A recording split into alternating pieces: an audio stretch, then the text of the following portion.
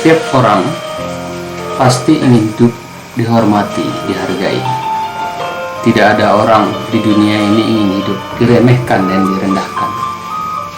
Tentu harus tahu cara bagaimana kita mendesain sikap dan kepribadian kita supaya kita bisa dihargai orang, diakui keberadaan kita dianggap keberadaan kita. Ada beberapa cara yang bisa kita lakukan untuk kemudian bisa dihargai orang lain. Maka yang pertama, kalau kita ingin dihargai, tidak perlu kita meminta orang lain menghargai kita. Tapi yang pertama yang harus kita lakukan adalah hargai kualitas dan potensi kita. Yang pertama yang bertanggung jawab untuk menghargai kita itu bukan orang lain, tapi diri kita sendiri. Tumbuhkan terus kepribadian dan kualitas diri yang baik, yang rajin, yang suka beribadah, yang suka bersedekah, ramah, dan lain-lain. Kualitas-kualitas diri yang potensial untuk mengundang penghormatan orang lain atas diri kita. Itu yang pertama yang harus kita lakukan. Yang kedua, hargai orang lain. Hargai keberadaan dan kehormatan orang lain. Ini rumus alamiah. Jika kita ingin dihormati dan dihargai, kita tidak perlu meminta orang lain menghargai kita. Cukup kita undang dengan cara kita menghargai dan menghormati keberadaan orang lain. Dengan sendirinya orang lain akan merasa tergerak dan terundang untuk menghargai kita.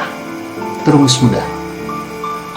Walaupun kadang banyak orang ingin dihormati, tapi dengan cara yang salah, yang paradok, yang bertolak belakang.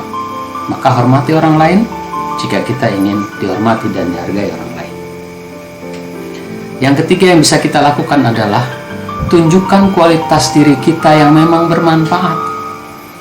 Kualitas diri kita yang berkelas, yang berguna. Kita itu punya guna. Kita itu berguna bagi orang lain. Sehingga orang lain kemudian secara rela mengakui kualitas kita, keberadaan kita, karena kita memberikan manfaat bagi orang lain. Orang senang dengan pribadi yang bermanfaat. Bahkan dalam agama, kualitas paling terhormat seorang manusia itu adalah orang yang paling bermanfaat bagi orang lain. Ini karakter yang ketiga yang juga ditekankan oleh Thomas Lincona, seorang ahli di bidang karakter. Tadi yang kedua itu respect, ya pertama respect, yang kedua responsible, ya, bertanggung jawab. Kemudian yang ketiga altruis, memberi manfaat bagi orang lain. Orang yang altruis, yang mengutamakan kepentingan orang banyak, tidak hanya berpikir tentang kepentingan dirinya, tentu akan mengundang simpati, akan mengundang kerelaan orang lain untuk menghargai kita, mengakui kita sebagai pribadi yang berkelas, yang bermanfaat bagi orang banyak. Maka dengan sendirinya kita akan dihormati dan dihargai orang lain. Jadi yang pertama, hargai kualitas diri kita karena kita bertanggung jawab terhadap kehormatan kita. Yang kedua, hargai orang lain sehingga orang lain akan dengan sendiri yang menghormati kita. Dan yang terakhir, tunjukkan kualitas diri kita yang memang bermanfaat dan berkelas, yang kemudian orang secara rela akan memberi penghormatan terhadap diri kita. Semoga bermanfaat. Terima kasih.